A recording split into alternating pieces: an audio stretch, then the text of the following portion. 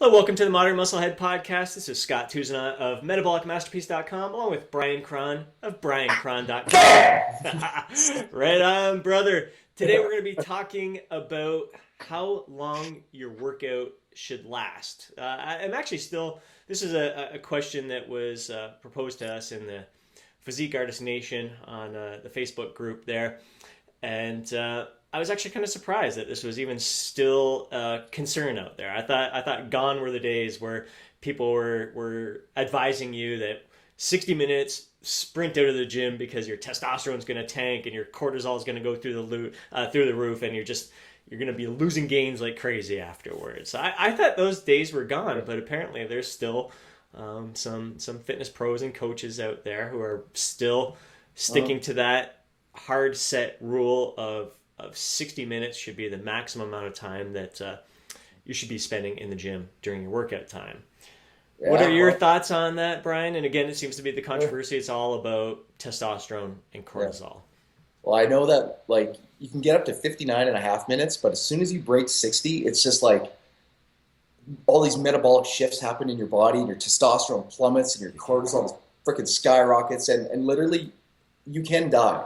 Oh, yeah. It's happened before. I feel my testosterone drops so much that I start growing boobs, and my voice gets a little bit higher. The estrogen just floods my system. It's just insane. It's just ridiculous. 59 and a half minutes, I'm gone out that door. Yeah, we're a little sarcastic, but it's kind of it's really weird when you think about it. Like to have a set number, like this is the time, 60 minutes. It's an open shut case, kind of like the anabolic window of opportunity. You need to, if you don't pound your protein shake within 15 minutes, forget it. Gains gone. Your workout was a waste of time. It's just funny though, because if you ever watch like really, really strong guys, like actual competitive powerlifters or Olympic lifters, their sessions can be very long. Oh yeah. So it's, right there, that kind of shoots a hole in that argument. But as I always say, man, whenever people talk about transient fluctuations in hormones, it leads to utter bullshit. Like, I mean, testosterone, like, that's what happens when you train, is that, cortisol goes up and testosterone drops and then it comes back up. Yeah. Once you're done. I mean, it's all part of the process. It's all the necessary process to build muscle. Yeah. And I even did a little case study here. Uh-oh. Like, look, this is Goose. Oh. Goose, she's becoming a beast herself. Yeah, and she works out actually, she doesn't work out at all.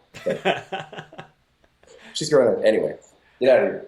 Get out of here. You pain. She's so cute and big. Anyway, sorry. But there's also this whole 1 hour thing, man, there's a lot of evidence to suggest it came out of the personal training industry, because how long is your average session? Yeah, an hour long, training sessions, So, I mean, that's probably the biggest driver of it. I mean... Yeah, I know there'd be people out there that would approach and go, we're done? Done already? 60 minutes? Come on, I'm used to working out a lot longer than that. And it's really hard to find that set rule in place, that set time frame to get into the gym.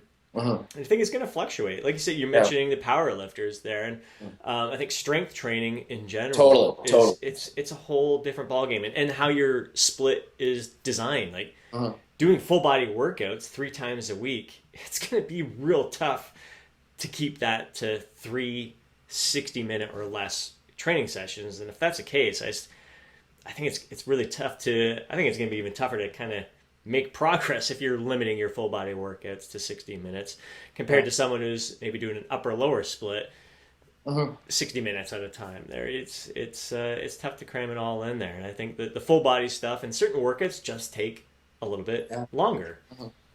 I mean, it's like everything in our industry, man. That people, it's a sign of you're kind of still on. I don't mean this in any disrespectful way, but it's a sign you're kind of still a novice or an intermediate, even when you grab onto these rules and you try to apply them to all contexts and to all goals and something like, if you are in a fat loss mode and you're on very limited calories and you're training fast, and you're trying to keep like a high volume of work and burn calories, then yeah, like once you get past an hour, like you probably weren't even training that hard. Like Right. if you didn't get past an hour. But something like if you're in a very like regimented strength training program and you have to hit certain lifts, for a certain number of reps, like, training 2 hour sessions is certainly not, out of the norm. Right. It's so again, I mean, it's such a contextually dependent thing. And the answer has nothing to do with freaking hormones. It's Right. um, Yeah, there's just so many factors that come yeah, into play. Yeah, how much effort you're giving, yeah, how much time you're yeah, spending talking to other yeah, people at the gym. Are you really yeah, putting in the work? Are you putting in? Is it 60 minutes or is yeah, it 60 minutes of intense exactly. training? Yeah, Yeah, it's really really really tough to grasp that. Now, I mean, usually for myself, I'm not even really looking yeah, at the clock unless I have an appointment that I really need to get to afterwards. yeah, I enjoy the moment. I kind of know my workouts are going to last anywhere from yeah. 45 to 80 minutes, sometimes 90 minutes. Mm-hmm. But that's a rare occasion. It seems to be the 90-minute workouts usually seem to be if I'm training full body Yeah, or if I'm doing a push workout where I'm hitting chest, shoulders, and triceps. Those workouts, especially high volume workouts, seem to take a little yeah, bit longer than hitting legs and hitting back and biceps. It's just yeah. more body parts to work in there. Yeah, Well, just yeah, yeah, totally. If your schedule is such that you can only go to the gym 2 or 3 times a week, and you still want to, hit everything for whatever, twice a week or whatever, if you're doing more broad-based workouts, like full body workouts, of course it's gonna take longer than if you're on some, super diverse split where you're in there 6 days a week and you have like a forearm soleus day, like you're not gonna have a 90-minute workout. right. But, so yeah, I mean, again, it's just context determines everything. Um, yeah, And I think there's a bit of intuition that should come into yeah, play as well. Like you shouldn't try to even like last 60 minutes. Like sometimes you might be done like yeah, 45 minutes. You may think just a holy crap. Like you may get in a lot of yeah, work in that time, and trying to push it to 60 minutes would be kind of silly. Like you've done the work, you've put yeah, it in, forget it. And then there's other times where you get 60 minutes, you're like, what? I still, because of the style of the training, the type of split I'm on, the techniques I'm using, I can go a little bit longer. I can push my body for another 20 to 30 yeah, minutes. So yeah, it really is. There's a lot of intuition at play as yeah, well. So kind of, I think that's why sometimes for myself, I'll design a program and on paper it looks yeah, really good. And I'd say for the most part, I mean, again, I'm not trying to set a program to uh-huh, fit into a certain time frame. I just design a program based on the kind of volume I need to achieve. Um, yeah, and then yeah, so I design it and then I get into the gym, I try it and I'm like, whoa, this is yeah, definitely, it's too much. And we had that experience yesterday. So right now we're on an upper lower split and we're in the gym 6 days a week. So hitting each body part 3 times a week. So the volume per workout is a little bit lower. These workouts uh-huh, tend to go a little bit quicker. For the most part, they're 60 yeah, minute workouts and sometimes a little bit less because we know we don't need to do so much work because we know we're going to be hitting again in 48 hours. uh-huh, Whereas a body part split, I may go a little bit longer. Well, it just depends on the yeah, split. So, anyways, yesterday was a strength focused workout. We're doing cluster sets, and I uh-huh, had two exercises for chest scheduled, 2 exercises for back, one for shoulder, one for bicep, one for tricep. Got done the first chest exercise. It took us about 20 minutes, 20 minutes, 25 minutes to do the chest portion of the work because there's 5 sets, 5 cluster sets. oh, that's a Each lot. cluster, Yeah, yeah. So doing two, two, two, two. So 4 sets of 2 with 10 seconds rest between each set. Resting for 2 to 3 minutes, and then repeating again for a total of 5 times. That's 40 total reps with like using our 5 rep max weight. We're like, fuck, we're done. Like on yeah, paper, I didn't realize because I saw 5 sets. And I'm like, It looks pretty good. I got to jump in here because you just brought up something that's really, really important. And, sometimes I see programs and it really freaks me out when it's programs that coaches are sending out. And I take one look at it and I'm like, and I can tell you have never used this program personally or even with a client. You are just typing this up because it would be, it'd be untenable. No one would be able to complete it in an average amount of time, So, I mean, kudos to you. At least I know that every program that you send out or that people buy, I know that you always try them out yourself. I've gone through it myself. Exactly. So that's, I just wanted it's a big deal. That's usually, that's always the case. I mean, trying on paper, in most cases, I pretty much spot on, but if I do cluster sets, I can't remember the last time I've done cluster sets, and it looked awesome. And I'm like, this is going to be great. And then we're getting through it. I'm like, oh my God. And so we did we ended up, instead of 2 exercises for chest and back, we did 1 for chest and back, and we did the 1 shoulder. I was like, guys, we are not doing arms today. We're not doing biceps and triceps in this workout. We just did benching, rows, and overhead press. 3 exercises, 5 sets, 5 cluster sets each.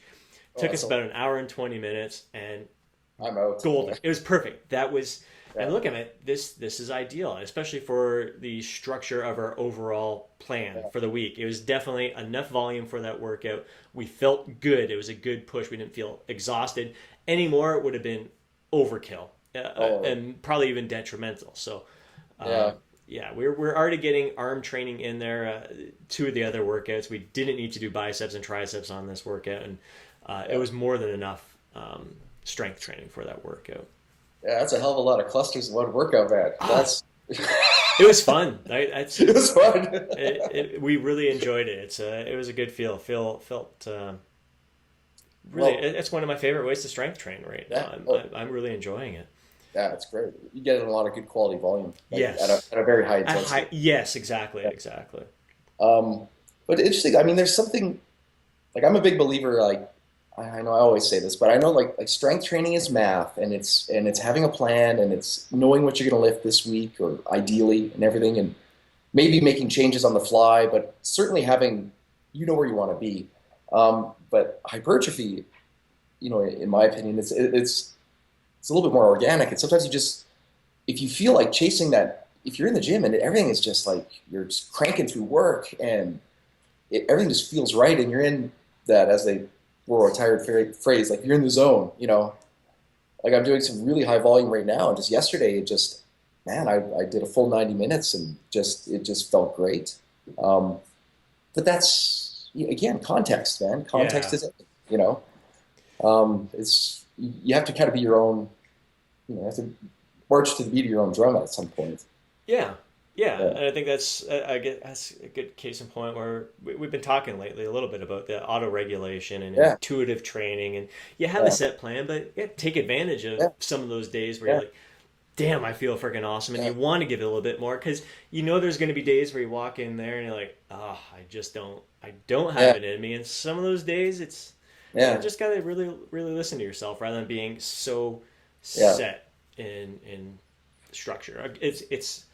It's very important to have a plan in place, but it's even more important to know when to modify the plan based on how you're feeling at that time. Exactly. And I mean, when I go in today, I might get 45 minutes in and go, you know what, I'm out. It's kind of being just being a little bit more like intuitive that way. Yeah. But I will say, if I had to give a takeaway, I will say that if you consistently are training much longer than an hour, you should at least look at your programming, look at your goals, and say, is there any unnecessary stuff that I'm doing here? God forbid, am I doing too many bicep exercises? And then also look at your rest between sets. Like, are you resting just way too much? Are you talking too much? Are you staring at women too much? Is that possible? It's possible. Yeah. So, I mean, I don't know. Yeah, you don't want to be wasting time in the gym. As much as I love the atmosphere, I love the camaraderie around there. When it's workout time, there's it's focus time, and you Yeah. have some fun between your sets and your designated rest time. Yeah. Even that, I'm not so much a stickler with timing. It's Yeah. when I'm recovered, I'm good to go and feel Yeah. fresh and ready to kill the next set. But um, yeah, it's I'm totally. I don't think any workout should be the same as well. I'm the same. Like, I don't think every one of my workouts would be a 90-minute workout or a 60-minute workout. It kind of depends on the split. Some workouts are going to be shorter, some are going to be longer. It's going to be a mishmash of everything in there. And I'd be in agreement that if you're always in there, every single workout, at least an hour and a half, it's you're probably doing too much. It's probably some unnecessary work in there, but Totally. I don't think most people are falling into that category. No. If they are, they probably are wasting. How much quality work are you really putting in there in that hour and a half? If your program is designed for strength and you're doing full body stuff and you're needing lots of rest between sets, that's a whole different. That's a different story there. But I don't think most people out there really have to worry about. They're spending too much time in the gym, and it's probably why I think it's also silly worrying about the whole 60-minute thing. Just be happy people are in the gym, they're working it, they're having fun. Yeah, it's another anabolic window thing that kind of doesn't really apply in the real world. Yeah. I will say, I mean, what people could do if they could play with it, like kind of like, it obviously would go back to volume, like go in and have shorter kind of lower volume workouts for a month and then build it up and push over 60 minutes, push it to 75 again by using more and more volume and then pull it back down again and feed your body accordingly. I mean, that could be something you could play with, but again, I think that kind of stuff is fun to play with. I think it's really good, and I think that's all part of our ebb and flow that we've been kind of talking about for the past few weeks here is kind of looking at your yearly plan. That's why I really love adjusting my frequencies in training, because it allows me to change the volume per workout, and in turn it changes the amount of time I spend in the gym each time as well. And it's a whole different feel. It's a whole different experience when you're doing low volume per workout, per body part, and you leave there feeling fresh, like, oh, I worked it. And it was good. I stimulated the muscle. I got a little bit of a pump in there compared to just destroying it. I freaking love that as well. I mean, they both have their benefits, and I think it is fun to see how your body responds to each of those protocols. And it's just not being, and then when you get rid of all these silly rules that people pass down, then all of a sudden all these options become available to you. You can kind of start to formulate your own plans and experiment and not be like shackled by this bullshit that came out of the supplement industry or the personal training industry to like treat you like a sheep. So right. Yeah, I'm sure there's some supplement companies that kind of look at, the 60 minutes, it's not a set rule, or 60 minutes, your testosterone is going to tank, your cortisol is going to go up. But if you take this supplement, you can train for longer during your training session and get more. Yeah, so all people are taking advantage of that. But hard set rules like that, kind of silly. Not something that we live by. I hear you, homie. Things are not so cut and dry as a lot of people tend to make it, and it just seems, it makes for a good headline, I guess. Run from the gym after 60 minutes. You know when I always watch the clock and make sure I'm done in 45 minutes. When I got shit to do in 45 minutes, then I'm like, okay, now I gotta go. I mean, that should be your determining factor. But puts that little constraint on you, gets you in and out of there. And, I mean that happens from time to time, and but for the most part, I'm in there enjoying it. And it's going to take as long as it takes, but I'm not trying to extend it for any set period. Cool, man. Well, I think that's it. I mean, bottom line is, there is no hard set rule. Don't worry about your testosterone tanking after 60 minutes or your cortisol going up. It's all a part of the process. As Bryan mentioned, it's transient. It's acute. It's in that moment. What you really want to be concerned about is what your testosterone is like on a daily, weekly basis all the time. Yeah. And your testosterone is going up and down throughout the day anyways. Yeah. There's so many different factors that could actually, when this person asked the question there, I was thinking about, there's lots of things. I mean, watching your favorite sports team lose a game decreases your testosterone. So do you stop watching sport? Although it's going to increase it if your team wins. There's so many different things. All those little acute changes that go on throughout the day have minimal impact on your progress, your gains here. So if your testosterone is low on an average all the time, then sure, something to be concerned about there. But 60 minutes, don't worry about it. Don't drag on your workouts any longer than they need to be, but don't shorten them up just for the sake of fitting it into a 60-minute window. Yeah, your gains will still be there. Indeed, for sure. Excellent, man. Well, all right. Good topic, important topic, something that came up to us today. So again, it was a great question that was proposed to us in the community. So if you have a question that you want us to cover, a topic you want us to cover, do us a favor, hit us up, bryankrahn.com, metabolicmasterpiece.com. Paste your comments in the box below, questions in the comment box below, anywhere we are here, and we'd love to cover the topic in the future. Boom. Boom, boom, boom. Catch you next time.